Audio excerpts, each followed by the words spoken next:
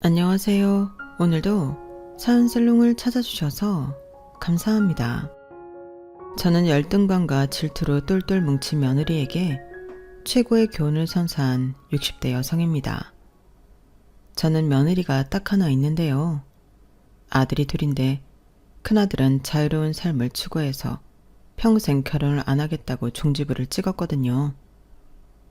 그래서 처음이자 마지막이 될 며느리를 무척 귀하게 여겼어요. 게다가 제가 시댁살이를 경험한지라 저희 시어머니처럼 되고 싶지 않아서 더 노력했죠. 그런데 며느리가 저를 미워하고 싫어했어요. 처음에는 이유를 몰랐죠. 그런데 여러 사건들을 통해 며느리에게 열등감과 질투가 있다는 걸 알았어요. 처음엔 며느리가 느끼는 열등감과 질투가 제 잘못인 것 같아서 더 아끼고 잘해줬어요. 하지만 며느리는 더욱 싫어하는 감정을 숨기지 않더라고요. 그러다 사건이 생겼어요. 제가 며느리에게 잘 보이기 위해 손자가 가장 좋아하는 치킨을 시장에서 사서 들고 갔는데 며느리가 글쎄 그걸 쓰레기통에 버리더라고요. 저는 울면서 집으로 갔고 복수는 시작되었어요. 지금부터 그 얘기를 해드릴게요. 저는 26에 딸기 농사를 짓는 집안의 맏며느리로 시집을 갔어요. 맏며느리라서 그런지 첫 며느리라서 그런지 저는 시댁에서 살게 되었어요. 시댁살이가 무척 심했다는 말은 아까 말씀드렸죠? 저희 시어머니는 정말 무서운 호랑이 선생님 같았어요. 시어머니는 제가 맨발로 돌아다니는 걸 무척이나 끔찍하게 생각했고 무조건 종아리가 반쯤 가려지는 치마를 입게 했어요. 그리고 한여름이어도 긴팔을 입게 했죠.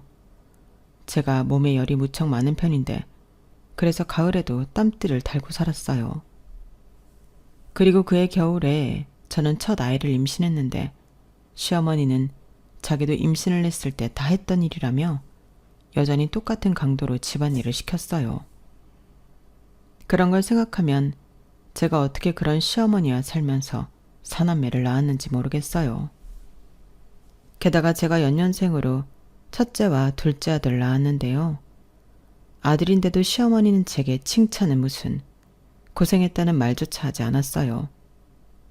당연한 거다. 내 며느리라면 당연히 아들을 낳아야지. 나는 아들만 셋이야. 우리 집안에 오면 아들 낳는 복은 타고나게 되어 있어. 그런데 제가 셋째와 넷째를 딸을 낳았어요. 시어머니는 아이의 성별을 확인하고서 혀를 찼죠. 그러더니 친정으로 산후조리도 못 가게 했어요. 저는 고작 일주일, 그것도 채 되지 않아 부엌으로 복귀했어요.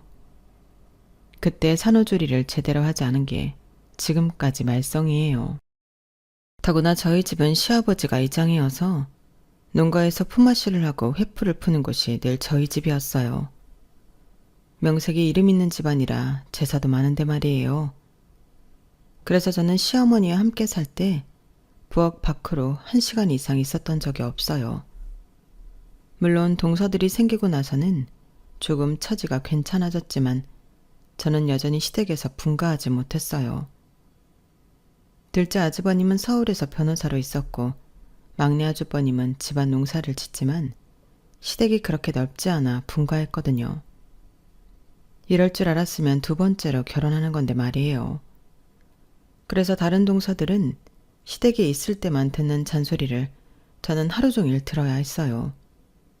정말 귀에서 피가 날 정도였어요. 하지만 그럼에도 저는 아이들 앞에서는 티를 내지 않았어요. 제가 시어머니 때문에 괴롭고 슬프다는 걸 저는 최대한 아이들에게는 보여주고 싶지 않았어요. 알려주고 싶지도 않았죠. 그래서 저는 아이들 앞에선 최대한 웃었어요. 그런 저의 노력에 답이라도 하듯 아이들은 건강하게 잘 커졌어요. 아이들 모두 잔병치레는 있었지만 입원을 할 정도로 크게 아픈 적은 없었어요. 그리고 학교에 불려갈 정도로 사고를 친 적도 없었죠. 교우 관계도 좋았고 성적도 좋았어요. 사춘기 시절에도 크게 방황하지 않았고요. 특히 첫째는 속을 썩이긴커녕 저희 부부의 자랑거리였어요. 첫째 아들은 여자애들과 비교해서도 말이 빨라 어릴 때부터 조잘조잘 말하는 것을 좋아했어요. 그래서 친구들도 많았고 매년 반장을 놓치지 않았죠. 성격도 좋아서 성적 우수상은 기본이었어요. 그래서 좋은 대학에 가 조기 졸업을 해 일찍 대기업에 취업했어요.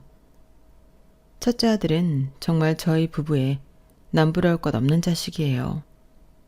게다가 저희 첫째 아들은 가족을 끔찍하게 생각해서 너무 오래되어 무너질 것 같은 저희 집을 자기 돈을 들여 리모델링 해주고 그것도 모자라 가전제품을 모조리 바꿔주었어요. 그리고 저희 부부는 생애 처음으로 첫째 아들 덕분에 해외여행을 갈 수 있었죠. 정말 즐거운 시간이었어요. 그렇다고 완벽한 아들이라고는 할 수 없어요. 저희 첫째는 말씀드렸다시피 결혼 생각이 전혀 없거든요. 아들, 이번에 바꿔준 휴대폰 다들 부럽다고 난리다. 정말 고마워. 그런데 얼마 전에 냉장고랑 다 바꿔줬는데 너무 무리하는 거 아니니? 아니에요. 어차피 그 돈 벌어서 저 혼자 다 못 써요. 이참에 효도도 하고 좋죠 뭐. 그러게 그거 다 벌어서 같이 쓰면 좋을 텐데. 엊그제 수철이는 여자친구랑 계곡 갔다고 하더라. 너는 이번 여름 휴가 때 어디 안 가니? 왜 안 가요? 이번 여름에 발리 갈 거예요. 어머 정말? 누구랑? 혼자 가죠. 어머니는 참, 제가 여행 갈 때 누구랑 같이 가는 거 봤어요? 엄마는 걱정되어 그러지. 어릴 땐 친구들이랑 여기저기 많이 가더니 어느 순간부터 혼자만 다니니까. 애들이랑 갈 때도 있어요. 그런데 다들 바쁘고 시간 내기 어려우니까요. 혼자 가면 누구랑 시간 조율하고 장소 정하고 그런 건 없잖아요. 혼자 하고 싶은 거 다 하고 얼마나 좋아요? 정말 결혼할 생각이 없는 거야? 아직은요. 아니다. 괜히 엄마한테 기대감 주는 것도 나쁜 거겠죠. 저 정말 생각 없어요. 그래도 수철이 있잖아요. 큰아들의 생각은 완고했고 저는 그 이상 강요하고 싶진 않았어요. 이제 다 컸고 엄연한 성인이고 그런 와중에 이래라 저래라 하고 싶지 않더라고요. 물론 아쉽긴 아쉬웠죠. 솔직히 자식이 좋은 사람을 만나 결혼해 아이도 낳고 안정적으로 살길 바라잖아요.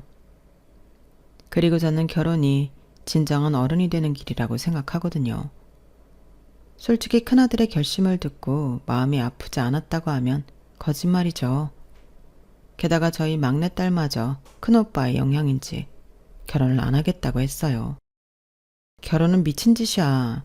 다들 왜 그렇게 연애를 하고 결혼에 목숨을 거는지 모르겠어. 둘 다 너무 감정 낭비고 시간 낭비야. 그 두 가지만 안 해도 내가 배로 성장할 수 있다고. 안 그래요? 나는 그래서 우리 큰오빠가 연애도 안 하고 결혼도 안 하겠다는 거 이해해. 나도 그럴 거고. 아직 어린애가 무슨 말이야. 벌써부터 그렇게 편견을 가지면 안 좋아. 편견은 무슨. 엄마 정말 그렇다니까. 일주일에 일주일은 만나는 게 연애래. 내 인생이 내 인생이 되는 게 결혼이고. 난 싫어요. 나는 내 인생이 좋아. 저는 이런 이야기를 들으면 암담했어요. 때로는 저희 부부가 본보기를 잘못 보여준 걸까 싶기도 했어요. 솔직히 저희 부부가 의리는 있지만 애틋하고 사랑스럽진 않거든요. 하지만 이제 와서 다 늙어서 그럴 수도 없고 사실 저희 또래 부부들은 다 그렇잖아요. 저희 또래 부부들이 손잡고 다니면 100% 불륜이라고 그런 말이 왜 나왔겠어요. 그렇게 두 놈이 결혼을 안 하겠다고 선언한 와중에 저희 둘째 아들과 셋째 딸 얌전한 고양이가 부뚜막에 먼저 올라간다고 둘 다 혼전 임신으로 결혼을 했어요. 그리고 팔자가 도는 건지 둘째 아들이 결혼하고 다음에 셋째 딸이 결혼을 했는데요. 같은 해 같은 날에 혼전 임신 사실을 알게 된 것도 모자라 조건들이 너무 비슷했어요. 그래서 팔자가 도는구나. 팔자가 형제간에도 돌 수 있구나. 이런 생각이 절로 들었어요. 그때 둘째 아들이 여자친구의 임신 사실을 말하려고 레스토랑에서 음식을 포장해 왔어요. 저희 부부는 아무것도 모르고 맛있게 식사를 했죠. 그런데 아들이 갑자기 눈치를 보더니 여자친구가 임신을 했다는 소리를 했어요. 저희는 아들이 여자친구가 있다는 것만 알았고 누군지는 몰랐어요. 그래, 임신을 했다고? 그래서 누군데? 아, 저희 가게에서 일하는 아르바이트생인데 손도 빠르고 꼼꼼하고 성실하고 그래요. 뭐? 아르바이트생? 그럼 어리다는 이야기잖아. 얼마나 어린데? 설마? 엄마, 무슨 상상을 하는 거예요? 저 그렇게 비도덕적이지 않아요. 2살밖에 안 어려요. 내가 일찍 시작했잖아요. 그럼 25이라는 건데, 그럼 우리 수희랑 똑같잖아. 대학교를 졸업했대? 아니요, 아직 수희랑 똑같이 1년 휴학해서 아직 졸업 못했는데. 그럼 너희 도대체 생각이 있는 거니 없는 거니? 아이 낳으면 그 이후에 졸업하는 거? 당연히 불가능한 일이야. 아이를 가진 것뿐 아니라 낳아서 키우는 게 오히려 더 시간도 쏟아야 하고 에너지도 쏟아야 해. 대체 무슨 생각으로? 사랑을 무슨 생각으로 하나요? 어머니도 26세 형 낳았잖아요. 내 시대랑 너희 시대가 같니? 나 부끄러운 줄도 모르고 그런 소리를 하는구나. 그 집 부모님한테는 이야기했어? 지금 하고 있을 거예요. 저와 남편은 억장이 무너질 것 같아서 찬물을 들이켰어요. 그런데 옆에서 안절부절 못하던 셋째 딸이 기어들어가는 목소리로 말하더라고요. 엄마, 아빠 사실은... 뭐? 똑바로 얘기해야지. 저도 임신했어요. 뭐? 네가 언제 남자친구가 있었어? 늘 있었는데 그냥 말할 필요가 없어서 이야기 안 했을 뿐이에요. 넌 누군데? 대체 어떤 놈이 내 딸을? 아빠 진정하세요. 오빠는 일단 저보다 5살 많고. 뭐? 야, 내가 낫네. 나는 2살 차이밖에 안 나는데 5살 차이면 너랑 완전 아저씨 아니야. 오빠는 좀 조용히 해라. 그리고 직업은 작곡가예요. 대형 기획사에서 음악 만들고 있어요. 하여튼 너는 예술병 있는 애들만 좋아한다니까. 대중음악이라 꼭 순수 예술인 건 아니거든. 나랑은 달라. 더 어른스러운 사람이라고. 그래서 나도 바뀌었어요. 대중문학도 써보려고요. 드라마나 연극이나 뮤지컬도 좋고요. 이게 다 오빠가 바뀌게 해줬어요. 그럼 뭐하니? 너 임신했다며. 임신한 상태에서 글을 잘 쓸 수 있겠어? 네가 지금 임신한 지 얼마 안 돼서 할 수 있을 것 같지만 몸 무거워지고 신체 변화 오기 시작하면 의자에 앉아있는 것도 힘들어. 그리고 아까도 얘기했지만 아이를 낳으면 그만큼 너한테 쏟을 수 있는 시간이 없어. 너 절필하게 될지도 모른다고. 그리고 이대로 학교 자퇴하면 소문도 날 거고. 소문은 상관없어요. 사실이니까. 엄마, 나는 정말 나을 거예요. 오빠랑 같이 있으면 행복하니까. 나답게 해주는 사람이에요. 그래도 소설가가 되겠다며. 아직 등단도 못했는데 이렇게 애엄마 되면 억울하지도 않아? 엄마는 대체 어느 쪽이에요? 큰오빠랑 막내한테는 결혼 안 한다고 뭐라고 하고 저랑 작은 오빠한테는 결혼을 왜 하냐고 하고. 그렇게 말해도 돼요? 상황이 다르잖아. 이렇게 급하게 결혼할 필요가 있냐는 거지. 완벽한 상태에서 결혼하려면 40이 넘어서도 못해요. 저는 무조건 오빠랑 결혼할 거예요. 오빠도 그 사람이랑 꼭 결혼할 거잖아? 맞아요. 할 거예요. 저와 남편은 뒷목이 아팠어요. 솔직히 아들과 딸의 힘겨운 미래가 뻔히 보여서 말리고 싶었어요. 하지만 딸의 말이 틀린 것도 아니었어요.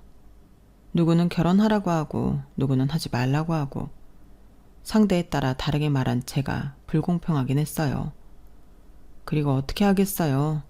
아이가 이미 뱃속에 생명이 있는데요. 제가 무작정 지으려고 할 수 있는 권리가 있는 것도 아니고 아들과 딸 모두 의지가 확고했어요. 그래서 저희 부부는 결혼을 허락했어요. 그리고 저희 부부는 고난을 맞이해요. 처지가 비슷한 결혼이잖아요. 혼자 임신해 여자들이 더 어리고 졸업도 못했고. 차라리 제 자식이 둘 다 딸이거나 둘 다 아들이었으면 그렇게 어렵진 않았을 거예요.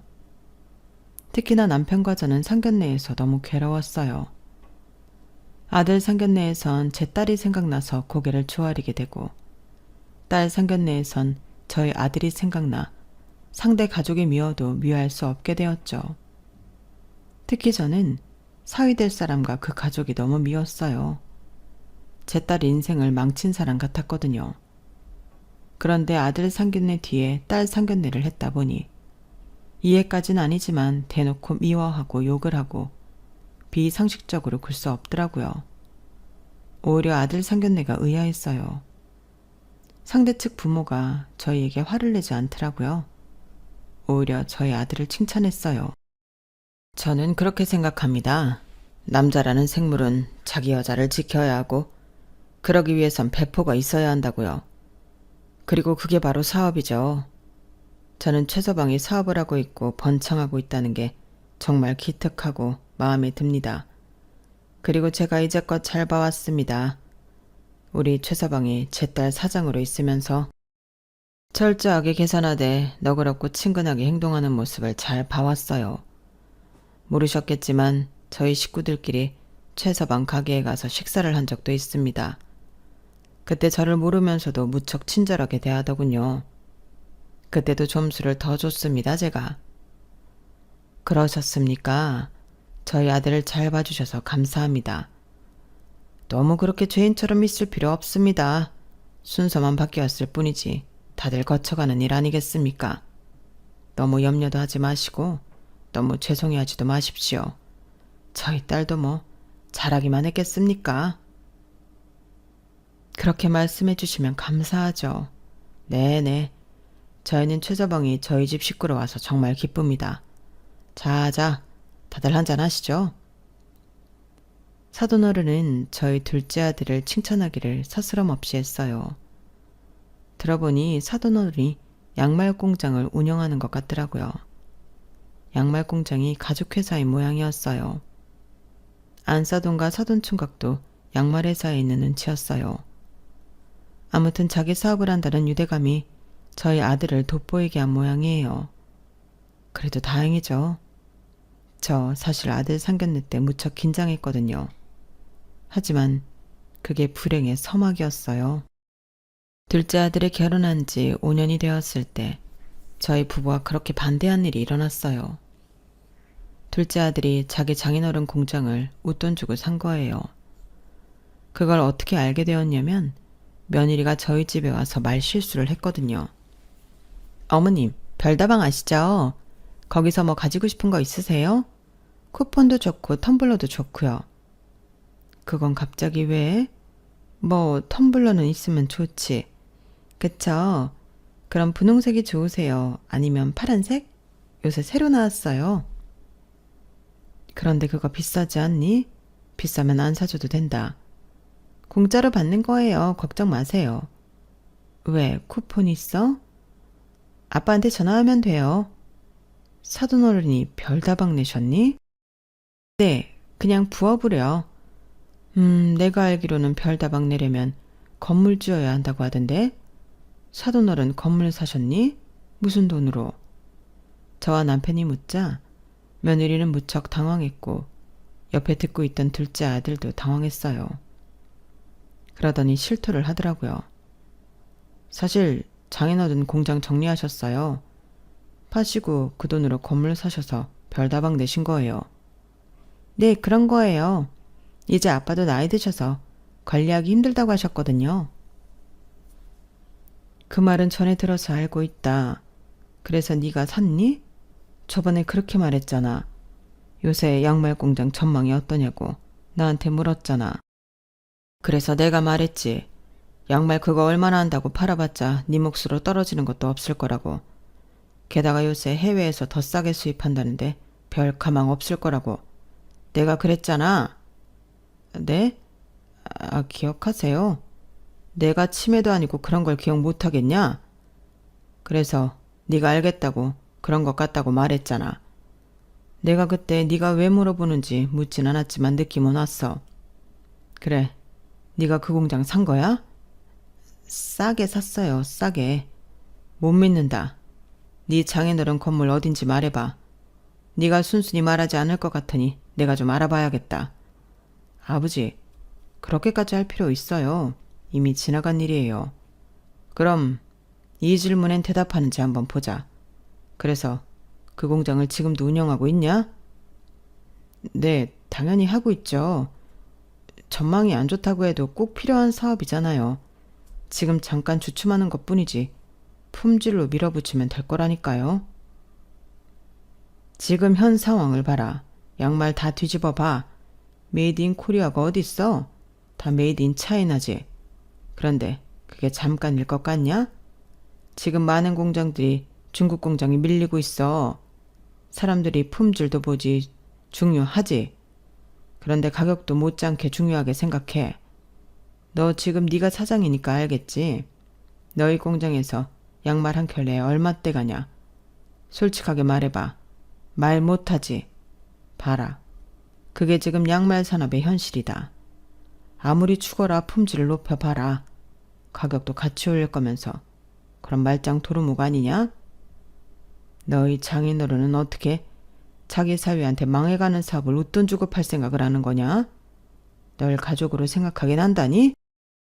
아버지는 지금 옆에서 듣고 있는데 네 장인어른이 손 뗐으면 안사돈이랑 사돈총각은 지금 그 회사에 그대로 있어? 아니요, 다들 다른 일 하시죠. 아휴, 내가 이럴 줄 알았어. 그 사람들이 너한테 똥 싼 거야. 쥐뿔도 모르는 너한테 뒤집어 씌운 거라고. 아버지, 그래도 저 몇 달은 배운 뒤에 인수받았어요. 어떻게 흘러가는지 그 정도는 안다고요. 그리고 저 브랜드도 만들 거고 수출도 할 거예요. 그러니까 무시하지 마세요. 몇 달? 몇 달 배워서 전반적으로 공장 상황을 다 안다고? 솔직히 말해. 네가 들어가고 매출 더 떨어졌잖아. 너 지금 하는 가게 넘기고 양말에 집중할 수 있어? 그럴 생각도 없지. 고작 양말인데. 안 그래? 내가 장담하건대 네가 양말 공장에 목숨을 걸지 않는 이상 걸굴 헛값에 공장 팔게 될 거다, 멍청한 놈. 내가 그렇게 정으로 사업하지 말라고 했는데 너는 그 정이 문제야. 사업을 할 때 냉정하게 사람을 봐야 한다고. 저번에 네 가게에서 계속 손님이랑 싸운 주방 이모, 너 계속 데리고 갔지? 그분은 사정이 딱해서 갑자기 그 이야기를 왜 하세요? 왜 하긴 해야 하니까 하지. 그 아줌마 사정을 왜 네가 봐줘야 해? 설명해봐. 그럼 사장인 제가 봐주지 누가 봐줘요. 그래서 네 가게에 손실이 어느 정도 있었는지는 확인 안 했냐? 사업은 냉철한 머리로 하는 거야. 내가 말했지. 너는 절대 사업하면 안 된다고. 사업할 조건이 안 된다고. 아, 그래서 딸기 농장도 저 안 주시려고요? 냉정한 머리를 가진 형한테 다 주려고요? 뭐? 제가 그 속셈을 모르는 줄 아세요? 저도 다 알고 있어요. 아버지가 무슨 생각을, 무슨 미래를 그리는지 다 알고 있다고요. 아버지, 요새 형한테 자주 전화하죠? 그래서 언제 일 그만두고 고향으로 내려올 거냐고. 내려오면 집에서 살지 말고 아파트 얻어준다고 그러시잖아요. 딸기 농장 다 형 주려고. 그렇게 제가 어렵게 사는 걸 알면 저한테도 좀 기회를 주셔야 하는 거 아니에요? 그래, 너 말 잘했다. 내가 왜 너한테 딸기 농장에 딸자도 안 꺼내는 줄 아냐? 네가 그렇게 감정적으로 구는데 내가 어떻게 너한테 믿고 맡기겠냐? 너도 알다시피 이 농장 내 할아버지 때부터 대대로 이어온 농장이다. 내 아래에서 끊게 할 수 없어. 여보, 진정해요. 일단 지금 너무 상처만 주는 것 같으니 그만해요. 너도 흥분 좀 가라앉히고 그만하렴. 아버지는 네가 걱정되어서 그러는 거야. 우리도 속상해서 그러는 거야. 부모가 자식 잘 되길 바라는 게 정상적인 거 너도 부모가 됐으니 알잖니. 그런데 엄마도 그렇게 생각한다. 너의 방법이 잘못되었다는 건 아니지만 네가 너무 정만 보고 모든 걸 결정한다고. 그 결과가 어땠는지 나보다 네가 더 잘할 거라고 생각해. 아버지 말이 세서 그렇지 다 똑같은 말이야. 그러니까 그때 가만히 듣고만 있던 며느리가 소리를 지르며 일어났어요. 다들 그만하세요. 아가야, 정말 너무들 하시네요. 저희 부모님이 남편한테 강매라도 했다는 말씀이세요? 아니, 우린 그런 게 아니라 그 공장, 저희 아빠가 공장장으로 시작해 정말 열심히, 피땀 흘려서 열심히 해서 사장까지 오른 공장이에요. 그 공장을 기꺼이 남편이 살 수 있게 저희 아빠가 배려한 거라고요. 그런데 어떻게 그렇게 심한 말을 하세요? 기꺼이 배려한 거라고? 아가야, 그건 좀 아니지 않니? 그럼 정말 저희 부모님이 강매라도 했다는 말씀이세요? 그럼 이야기해봐라. 우리 아들이 얼마 주고 샀는지 여기서 네가 아는 만큼 이야기해봐. 정말 너무들 하시네요. 설마 저희 아빠가 건물주 되었다고 질투라도 하시는 거예요? 두 분 다? 그럼 아버님도 딸기 농장 팔아서 건물 사시면 되잖아요. 누가 질투를 한다는 거냐? 말 돌리는 것 보니 웃돈 주고 판 모양이지? 지금 그 말 모욕적이네요. 저희 아빠가 무슨 사기꾼도 아니고. 그러니까 말해봐라. 얼마 주고 팔았는지. 됐어요. 어머님 아버님은 처음부터 그러셨어요. 저희 부부가 제가 잘 되는 꼴을 못 보죠. 저희가 처음으로 집 살 때도 그러셨잖아요. 그 전에 아가씨가 48평 새 아파트 들어갈 때는 잘했다 했으면서 저희가 52평 새 아파트 들어간다고 하니까 무슨 그렇게 큰 집이 필요하냐. 관리도 힘드니까 그냥 작은 집으로 가라고 그러셨잖아요. 그야 걔네들은 애가 둘이고 셋째 준비까지 하니 그렇지. 너희는 유민이 하나뿐이잖아. 저도 둘째 갖고 싶어요. 그런데 아무리 노력해도 제가 시댁에서 매번 스트레스를 받으니까 생길 애도 안 생기잖아요. 두 분 다 제가 애 하나 딸랑 낳고 집에서 놀면서 자기 아들 인생 조졌다고 생각하죠? 근데 우리 집에선 그렇게 생각 안 해요. 아드님이 제 인생 조져놨다고 생각하죠. 아드님만 아니었으면 저 멀쩡하게 졸업하고 박사까지 따서 교수했을 거예요. 아시겠어요? 너 아이 낳겠다고 우리한테 찾아온 건 너희들이잖아. 우리가 다시 생각해보라고 해도 너희들이 무조건 하겠다고 했잖아. 그래요. 저는 다시 돌아가도 우리 유민이 낳을 거예요. 대신 우리 남편이랑 시댁이랑 절연시키고 살 거예요. 애초부터요. 아니, 우리가 뭘 그렇게 잘못했다고 그러니? 이제껏 제가 한 말 이해 못하셨어요? 기억이 안 나세요? 저는 이렇게 새록새록 기억이 나는데요. 집만 그래요.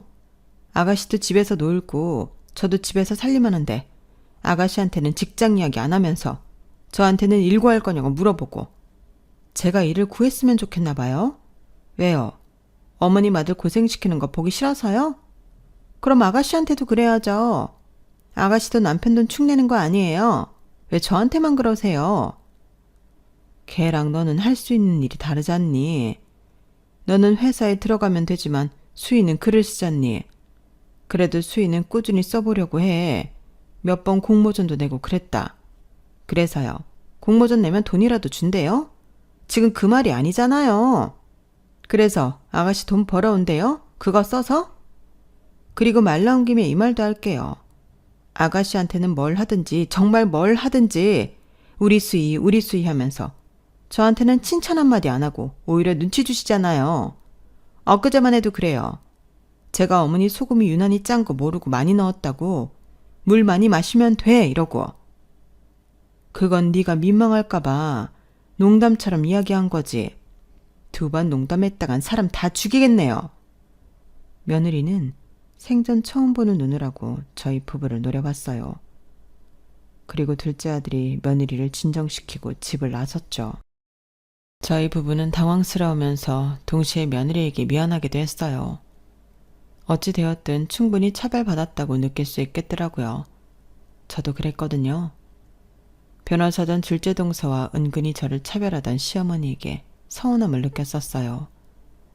그래서 저희 부부는 며느리에게 조금 더 다정하게 굴기로 약속했죠. 그렇게 5년 동안은 정말 남편과 저는 며느리를 조심스럽게 대했어요. 그래서 그때처럼 큰 소리가 오고 가진 않았죠. 하지만 그렇다고 사이가 살갑고 애틋해진 것도 아니었어요. 좀 애매했죠. 특히 며느리가 저희 부부를 의심하는 게 눈에 보였어요. 그러다 남편이 아들만 따로 불러서 계속 적자인 양말 공장을 폐업하라고 일침을 두었어요. 이제 그만큼 끌고 갔으면 됐다. 너도 노력 많이 했어. 사업에서 놓아주는 것도 일이야. 이제 그만 놓아주고 다른 걸 하든지. 아버지, 오늘 저만 부른 이유가 이거예요? 조금만 더 저를 믿어주실 순 없어요? 이제 막 제 브랜드 론칭하기 시작했는데 한순간이라고요. 이제 대박 나는 건 한순간이라니까요. 그래서 실적이 어떤데? 나한테 대놓고 이야기할 수 있는 정도냐? 론칭한 지 얼마나 됐다고 벌써 그런 성과가 나요? 조금만 기다려보세요. 이제 다 왔어요. 남편과 둘째 아들은 계속 실랑이를 했어요. 그러다 둘째 아들이 자리를 박차고 일어났죠. 하지만 며칠 뒤 아들은 공장을 폐업시키고 부지를 팔았어요. 그리고 배달 대행 업체를 준비하고 있었죠. 다시 수철이 불러서 이야기했어요. 공장 닫으라고? 아니, 그냥 내 말을 잘 이해한 것 같은데. 저는 둘째 아들이 이번 일로 크게 마음이 다쳤을까 걱정이 되었어요. 그런데 며느리가 저희를 찾아왔어요. 정말 너무하시네요. 다짜고짜 저희 집으로 와서 그러더니 닭똥 같은 눈물을 뚝뚝 흘리더라고요. 대체 저희 남편한테 무슨 말을 한 거예요? 그 사람이 자기 뜻으로 그 공장을 팔았을 리 없다고요. 그게 어떤 공장인데. 제가 전에도 말했잖아요. 저희 아빠의 피땀이 섞인 공장이라고. 저희 아빠의 청춘이고 저희 아빠의 뿌리라고요. 그런데 어떻게 그 공장을 팔게 할 수 있어요? 지금 저희 아빠 몸 좀 누워서 일어나질 못한다고요. 이대로 저희 아빠 돌아가시면 저 두 분 다 고소할 거예요. 며느리는 오싹한 말을 하면서 엉엉 울었어요. 그 와중에 남편은 냉정하게 며느리를 향해 쓴소리를 했어요. 그렇게 있다가 빚더미 하는 건 순식간이야. 그건 생각 안 하니? 너희 집, 유민이랑 너희 셋 그렇게 망하고 싶어? 너희가 망하면서까지 지켜야 할 만큼 의미 있는 공장이야? 그랬으면 우리 아들한테 팔지나 말았어야지. 자기가 싼통 치우게 만들었으면서 뭘 팔지 말라고 고집이야. 그럴 거면 다시 사라고 해. 다시 사서 자기가 직접 운영하라고 해. 아버님, 어떻게 그렇게 냉정하게 말씀하실 수 있어요?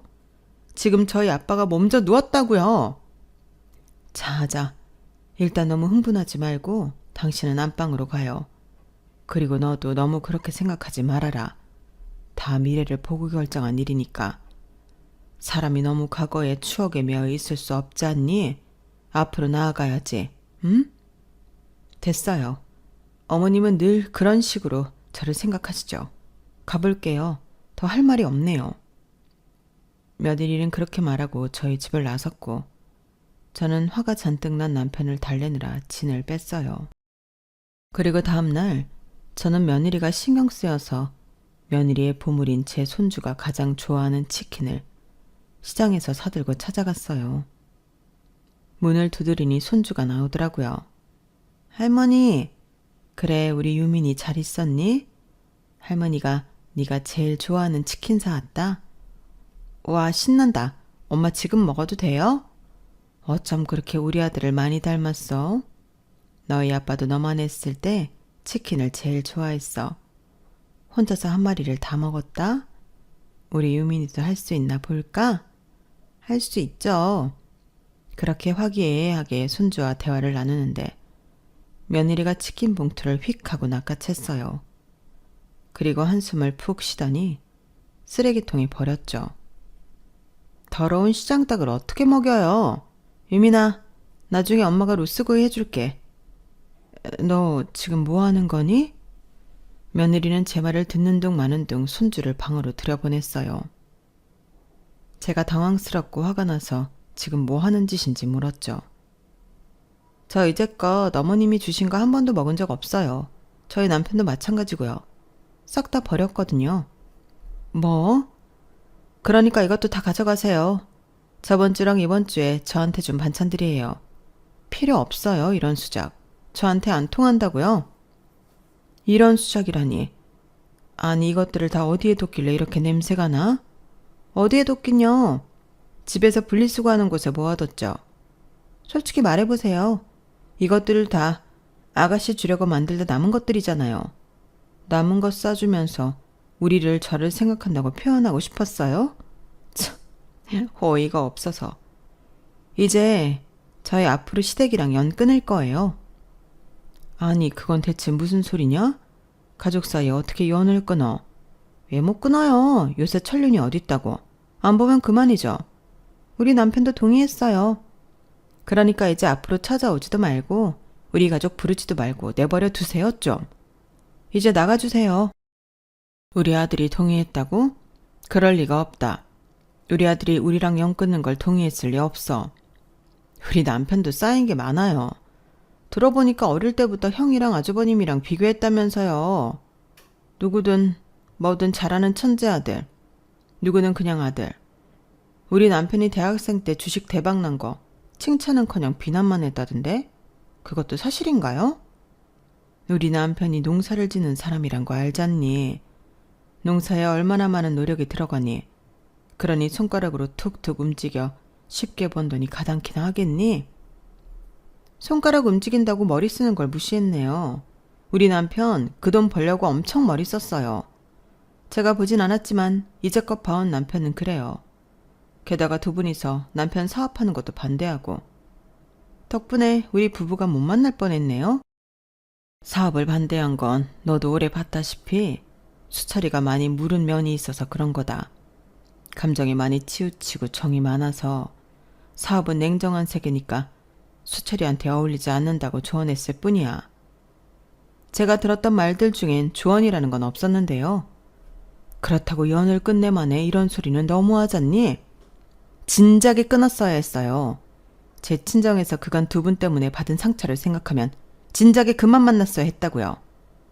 아직도 우리 아빠는 몸져 누워있는데 정말 일말의 미안함도 없네요. 그러면서 며느리는 저를 밀며 집에서 나가라고 했어요.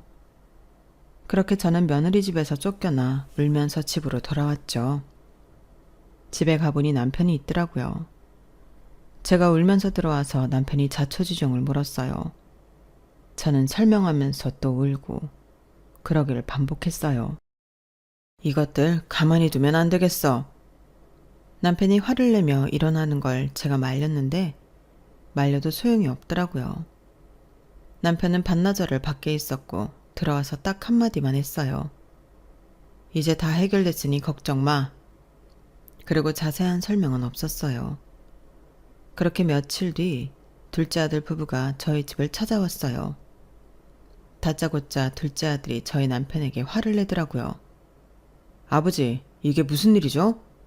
오늘 이삿짐 센터가 저희 집에 왔어요. 다짜고짜 짐을 빼라는데 저희 집이 팔렸다고 하던데요. 남편이 둘째 아들의 말을 듣고 아무런 대답을 하지 않았어요. 그러자 둘째 아들은 미쳐 날뛰기 직전의 표정을 짓더니 서류 하나를 테이블에 던졌어요. 그리고 이건 뭐예요? 지급 명령이요? 지금 당장 그 큰 돈을 어떻게 갚아요? 제 사정 다 아시면서 이렇게 나올 수 있어요? 그러게. 나는 더 올려받을 수 있을 때 그 공장 팔라고 했다. 말을 안 들은 건 너고. 그럼 손해도 너만 봐야지. 아버지! 이제 아버지로서 내가 해줄 수 있는 건 다 했다. 나는 내가 너에게 이런 걸 해줌으로써 네가 정신을 차리길 바랐다. 그런데 지금 나한테 따지는 걸 보니 아무래도 그런 것 같구나. 집에 대한 이야기는 미리 하지 않아 미안하구나. 그래도 일단 집이 팔리게 되었으니 나한테 찾아오는 게 아니라 너와 네 부인, 아들이 살 보금자리를 만드는 게 우선 아니냐? 네가 어엿한 가장이라면 말이야. 지금 이 상황에서 제가 어떻게 집을 구해요? 지금 제가 아버지한테 배신을 당했는데 정말 너무하신 거 아니에요? 정말 형한테 하는 행동이랑 저한테 하는 행동이랑 하늘과 땅 차이잖아요. 형한테는 이렇게 한 적 없잖아요. 지금 제 처지가 형 처지면 이렇게 하겠어요? 네? 배신이라니. 그 말은 이제껏 너를 믿어준 나한테 엄청난 모욕이구나. 내가 너랑 형을 비교하고 차별했다고?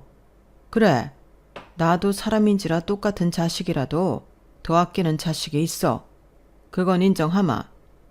하지만 그렇다고 나는 차별하거나 미워하진 않았다. 오히려 너는 아픈 손가락이었지. 그래서 항상 안쓰럽고 안타까웠다. 그리고 생각을 해봐라. 내가 너를 차별하고 미워했다면 그 큰 돈을 왜 빌려주겠냐? 자그마치 3억이다. 네가 구렁텅이에 빠지는 게 싫어서 내가 준 돈이 3억이야. 그리고 그 아파트도 네가 네 와이프 소원 이뤄주고 싶다고 해서 내가 구해준 거잖아. 그런데도 내가 너를 차별하고 미워해? 솔직히 말해, 내가 네 형한테 52평짜리 새 아파트를 사줬냐? 아니면 3억이란 돈을 빌려줬냐? 말해봐라. 그리고 아가야, 너도 말해봐라. 네가 우리가 셋째랑 널 차별한다고 했지? 내가 셋째가 그 아파트 살 때 보태줬다고 하더냐? 그거야 저도 모르죠. 형은 딸기 농장 주실 거잖아요. 내가 피땀 흘려서 일고 내 땅이야. 내 사업이고.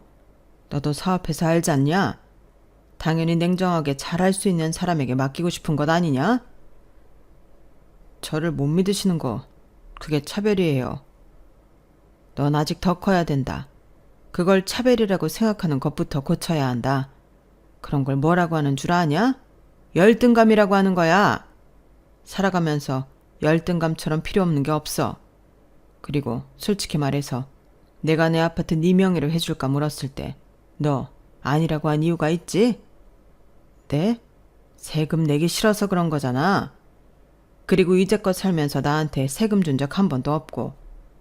아니에요. 그건 정말 오해예요. 그래서 내가 3억 빌려줄 땐 혹시 몰라 차용증 쓴 거다. 그걸로 지급명령 내렸고.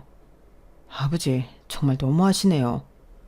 그리고 아가야, 너도 나한테 갚을 게 있지 않니? 내가 얼마인 줄은 잘 모르지만 네가 내 금고에 손을 댔더구나.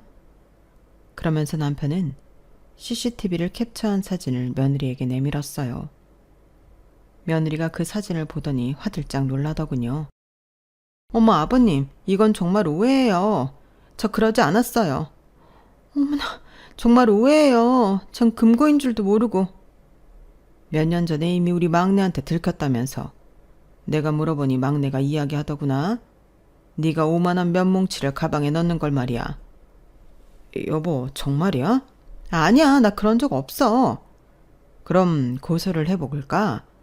법 앞에서는 답이 나오겠지. 남편이 그렇게 말하니 며느리가 두 손을 싹싹 빌었어요. 그리고 닭똥 같은 눈물을 흘렸죠. 그리고 실토를 하는데 며느리가 혼자 훔쳐간 돈이 3천만 원이 넘었어요. 그걸 알고 저희 둘째 아들이 입을 다물지 못하더라고요. 저 또한 이 모든 사실을 알고 뒤로 넘어갈 것 같았어요. 저는 정말 아무것도 몰랐거든요. 남편이 둘째 아들 부부에게 집을 사준 것도, 사업 자금을 빌려준 것도, 며느리가 금고에서 돈을 훔쳐간 것도 전혀 몰랐어요. 남편이 집에 CCTV를 달 때도 이런 상황까진 예상하지 못했어요. 저는 그저 남편이 좀도둑을 위해 예방 차원에서 설치한 줄 알았는데 그 좀도둑이 며느리였다뇨. 저는 놀란 가슴이 진정되지 않았어요. 그 와중에 냉철한 남편을 절연을 선언했죠. 저번에 네 엄마한테 우리랑 연 끊는다고 했다며? 물론 네가 직접 한 말이 아니라 며느리한테 들은 말이지만 너도 동의했다니 너한테 들은 거나 다름없다. 그래, 우리 연 끊자. 앞으로 보지 말자꾸나. 이제 할 말은 다 했으니 나가보거라. 그런데 멍하게 허공만 보던 둘째 아들이 며느리에게 재차 물었어요. 돈을 훔친 게 맞냐고요. 그러자 며느리가 더 울었어요. 그러니 둘째 아들이 남편에게 폭탄 선언을 했어요. 아버지, 제가 잘못했습니다. 죄송합니다. 피덩이인 제가 너무 잘못 생각한 것 같습니다. 너무 대바라지게 행동했어요. 이제 와서 왜? 네 부인이 저지른 만행이 창피하긴 하냐? 저 이혼하겠습니다. 그리고 아버지 어머니 곁에서 영영 사라지겠습니다. 여보, 나는 너랑 같은 사람이 되고 싶지 않아. 내가 이대로 너랑 살면 너랑 똑같은 사람으로 우리 부모님한테 남는 거잖아. 내가 부모님을 다시 못 배워도 너랑 같은 사람으로 기억되고 싶지 않아. 나는 이혼 못해. 못한다고. 그렇게 싸움은 아들과 며느리의 싸움으로 번졌어요. 그리고 둘째 아들 부부는 이혼 소송까지 하게 되었어요. 이혼 소송을 하면서 둘째 아들은 저와 남편에게 계속 사과의 표현을 했어요. 그래서 남편이 마지막 도움으로 증인석에 앉았죠. 며느리 측에선 둘째 아들이 사업을 하느라 가정에 소홀했으며 돈도 잘 벌어오지 못했다고 위자료와 양육권을 달라고 주장했어요. 그래서 남편은 증인석에 앉아서 둘째 아들이 얼마나 처가에 헌신적이었는지, 얼마나 처가에 바보같이 당했는지를 말했죠. 저희 아들은 이렇게 언제나 자기 식구들을 생각하는 미련한 아들이었습니다. 그런 아들이 자기 가정에 소홀했다는 건 이제껏 저희 아들이 쏟은 노력을 무의미하게 만드는 말입니다. 저희 아들이 가장으로서 있었던 시간이 유의미하게 추억되도록 도와주세요. 저희 남편의 증언에 아들은 펑펑 울었어요. 그리고 저희 둘째 아들은 승소해 위자료와 양육권을 받을 수 있었어요. 남편은 판결을 듣고 둘째 아들을 안아주며 집으로 들어오라고 했어요. 같이 아이를 키우며 더 어른이 되어보자고 말했죠. 그렇게 저희 가족은 다시 똘똘 뭉치게 되었어요. 여기까지가 제 사연입니다. 여러분들도 자식들 중에 더 예쁘고 더 못난 자식도 있나요? 부모도 사람이라 사람 마음이 더 가고 덜 가는 건 어쩔 수 없더라고요. 하지만 세상에 더 예쁜 손가락은 있어도 깨물어 안 아픈 손가락은 없잖아요. 저희 부부는 이번에 그 말을 뼈저리게 느꼈어요. 그리고 이 자리를 빌어서 제 자식들에게 말하고 싶어요. 그래도 너희들을 사랑하지 않은 적이 없다고요. 자식들도 나중에 이런 제 마음을 알아주겠죠? 여러 일들이 있었지만 더 많이 느끼고 더 큰 사람이 되기를 바라봅니다. 여러분들도 가족과 행복하시길 바라며 오늘도 좋은 하루 되세요. 여러분, 사연 댓글에 응원과 현명한 조언 부탁드려요. 좋아요와 구독은 저에게 큰 힘이 됩니다. 오늘도 좋은 일 가득하세요.